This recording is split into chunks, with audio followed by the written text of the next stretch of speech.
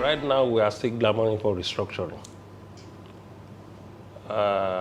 We are still calling for Nigeria to be restructured based on the Constitution of 1963, Republic Constitution, based on our recommendation in the National Conference in 2014, that Nigeria should be restructured so that we can move forward.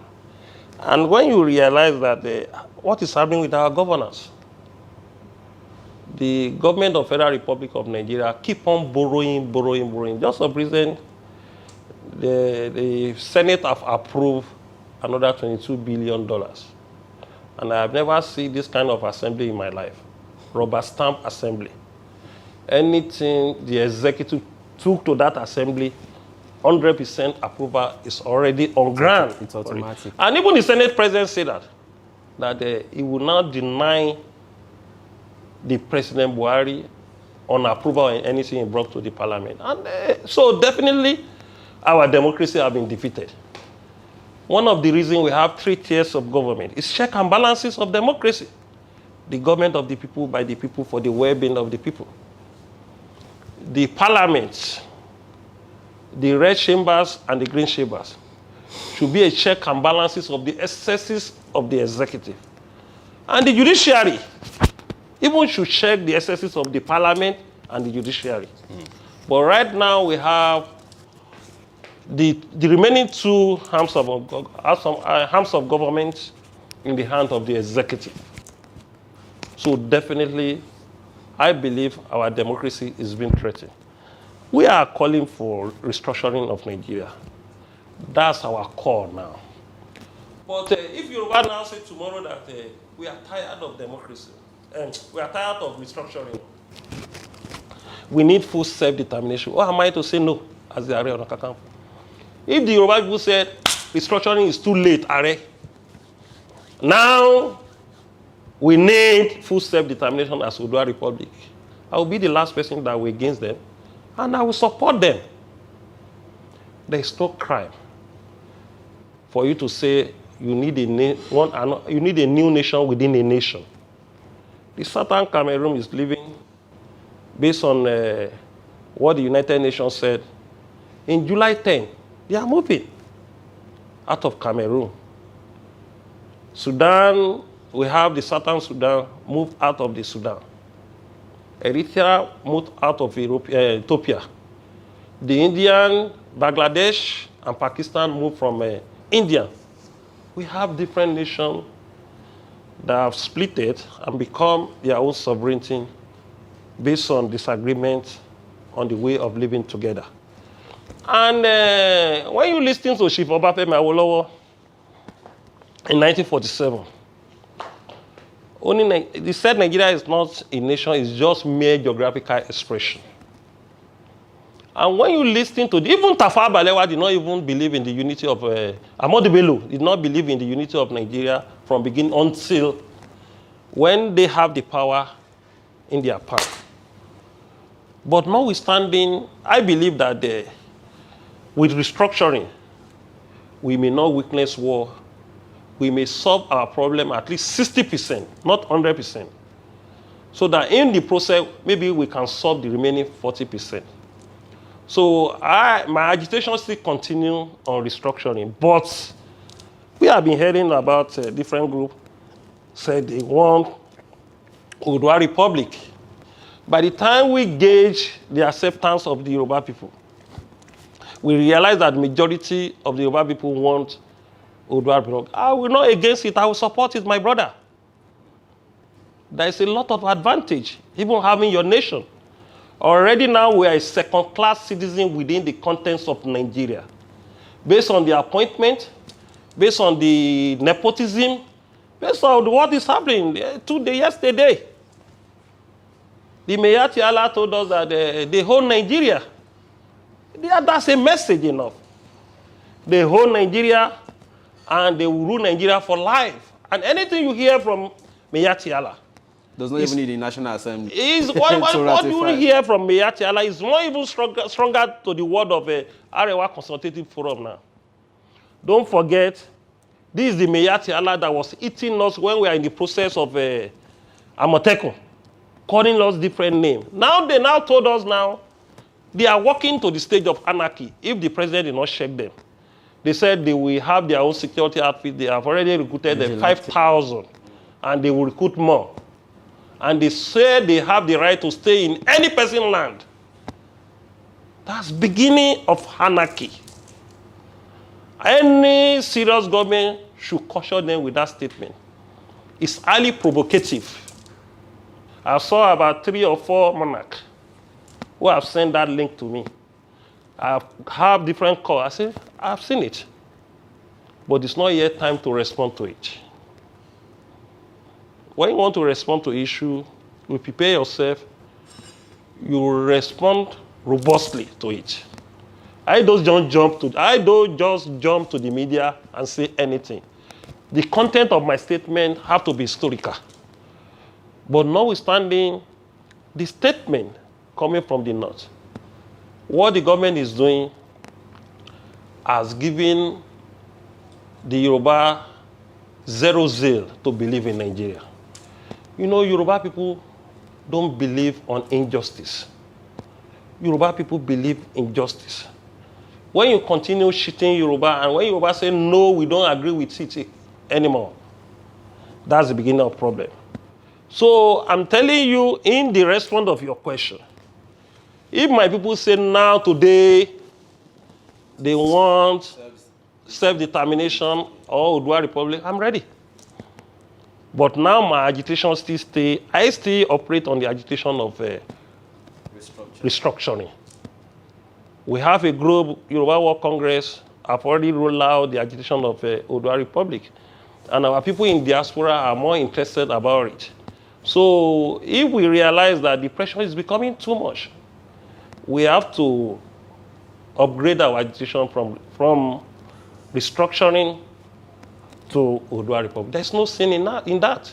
There is right to self-determination that even enshrine in the Constitution of the United Nations, that enshrine in the Constitution of the AU. There is a country in the United Nations they call Nauru. Nauru is not up to 20,000, talking of population. Sao Tome Principe is not even up to 700,000. Gambia is not up to 3 million. And we have more than 10, 15 African nations that is not up to 10 million in population. And the population of Yoruba people in Nigeria is about 60 million, even more than. Because I was in Abuja when they hold the census, maybe 2006. 2006 census, about 35% of Yoruba people was not counted. Yes, they refuse to be counted. They don't see any serious thing about it. 35% of Yoruba people was not being counted. A good example, my own country, Omarigidi, most of them go to farm. So, the Yoruba people in Nigeria is 60 million. We are talking of the Yoruba people in Brazil who believe, who identify with the tradition and culture of the Yoruba people, who are Brazilian. The population of the blacks in Brazil is about 55% now. And the entire population of the Brazil is about 200 million. So when you are talking of 55, that's about 110 million. And when you remove the Angola and some fellow Africa from the people who believe in our own tradition, who believe in the roots, their root is from the Yoruba land, they are about 80 million from Brazil. Talking of the different country in Caribbean country, the Haiti people. The Haiti people worship Shango. About 90% of them worship Shango. Venezuela, Ecuador, Cuba, Dominican Republic, Jamaica. So by the time you take the numbers from there, we can easily, from South America and North America, you will see nothing less than 130 to 140 million people. Not talking of the Benin Republic is almost 10 million people now. And Yoruba are 60% of the Benin. We have 6 million there. Not talking of Togo. Most of the Yoruba people, apart from the people that migrated to Togo, they are Shaki people. you will see nothing less than 3 to 4 million Yoruba there. In Cote d'Ivoire now, the population of the Ejigbo people in Isha, Iwo, in Cote d'Ivoire will be almost 6 million people. Not talking of our sons and daughters that travel out of the country in 80s and 90s, who are in United States of America, and the black people in America who trace their roots to Yoruba land. Do you know the population of United States of America? 328 million people. And the black there is about 40 to 50 million people. So averagely, those who identify on their route, Badagry, Ife, and you are talking of a nation, a new constitution, not the constitution that was given to us by the military, 26th military of high occupation, a constitution that will be right by your people, according to your culture, according to your environment, according to your peculiarity, will be different from the constitution we are using in Nigeria, that impede every development. The 1999 constitution impede every development, every move to move Nigeria forward. We will write our constitution according to our environment, according to the demand of the people. Not anybody will impose it on us. The constitution of Nigeria was being imposed on us from 1979 to 1999. Secondly, we will know the criminal among us. So there won't be a room for them to use Abuja to torpedoes us. When we say, hey, in Yoruba land, they use Abuja to suppress us. We'll be able to solve our problem by ourselves. The thief will now put their hand in pocket. They know when they thief, they are going to jail. By then, we'll be able to organize our traditional institution.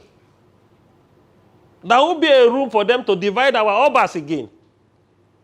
We'll be able to have a cohesion between the traditional institutions. There will be a unity within them. By then, we'll be able to empower our investors. Not our investors that they will have to go and prostrate to them for them to empower them to use them against us. By then, we'll be able to put our religion organization in an harmony. Not by inciting them to cause a crisis that results in Boko Haram in the north, that insult to different bandits in different northern areas. That is affecting our image now today. If you are inviting an investor to Nigeria, by the time you talk of Nigeria, they say, that's a war-torn area. When you argue with them, they say, what of Boko Haram? Will you say Boko Haram Borno is not part of Nigeria? Will you say Adama is not part of Nigeria? Will you say Yobe is not part of Nigeria? So they will mention another thing, kidnapping. So by having a new nation, if it happened, having a new nation, our security architecture will be built according to our taste. We'll be able to know the common criminal and the professional criminal within us. Nip them by the board. By then, we'll be able to build a very good international relation with different countries, that our passport will not be something that will be rejected by many countries. Because when you hold a green and white passport now, when you get to a point of entry, you will see Tanzania citizens, they will allow them to go. They will stamp them. You see Ghanaian citizens, they will allow them. Nigeria, they will still re-interview as if you want to get another visa. Because of the image that we have in the global community. By then, we'll be able to put sanity. You will not commit a crime on the basis of impunity. Not by when you commit a crime, they will call the ID, they will release you. Law is law, nobody is above the law. We'll be able to inspire like a country like Europe. I'm talking of resources. We'll be able to harness our resources. The solid mineral is rotting in many Yoruba cities. We can't harness it because of a draconian law and constitution we have in Federal Republic of Nigeria.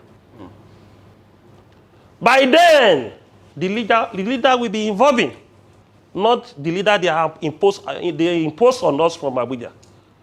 When a president wants to approve a minister, you don't know them. Those who do not have a touch with their grassroots, those who did not have a very good character with their people, they will just announce them in Abuja and they become a minister. So when they are coming, they won't go to the grassroots. They will just go to their quarters in Ikoyi or Victoria Land. People can have an access to them. By then, we will have a very good electoral system. Not by a situation that you use the military, quasi-power, to oppress the people and rig an election. You bring somebody from one university and he will write a result according to the will of the federal government and their agent in the state. The whole world is laughing at us. They couldn't take us serious on the basis of election. You know what happened in the last election? Do you know how many people that was killed in Niger Delta because of election? The number of people that was killed in River State, Akwa Ibom, and Bayelsa, if you quantify it in the two elections, in the presidential election and governorship election, will be nothing less than 250 to 300. For what? For God's sake. For what? For God's sake. Not talking of collateral damages in many states. We are so lucky in Yoruba land, the only serious crisis we have is your state in Ibadan. But talking of the Niger Delta and part of the southeast and north, a lot of things happen, the media suppress it.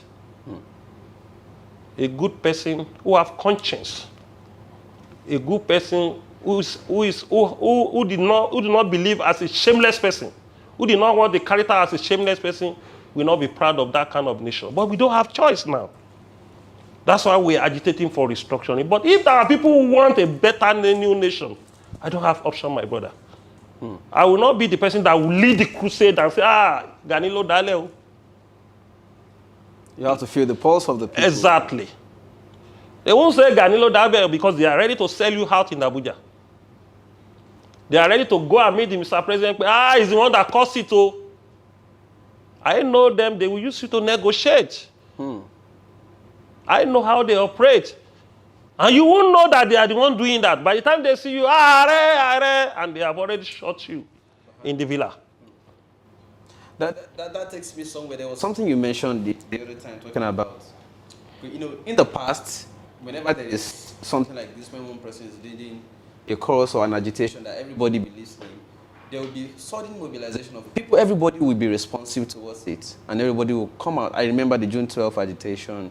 I remember all those times during the OPC era, at the formation. But now, recently, it started happening that anytime they are trying somebody, even though people believe, maybe because of social media, a lot of people will just sit back. And some people will just fold their hands, others will support, but the mobilization is not as it used to be, or the turnout of people. And I take example of the case of Show in Abuja. Yeah. I saw that the people that came out for him were very few. And I was wondering, there used to be a time OPC and the rest of the people would have come out to say, no, this is about justice. This cannot stand.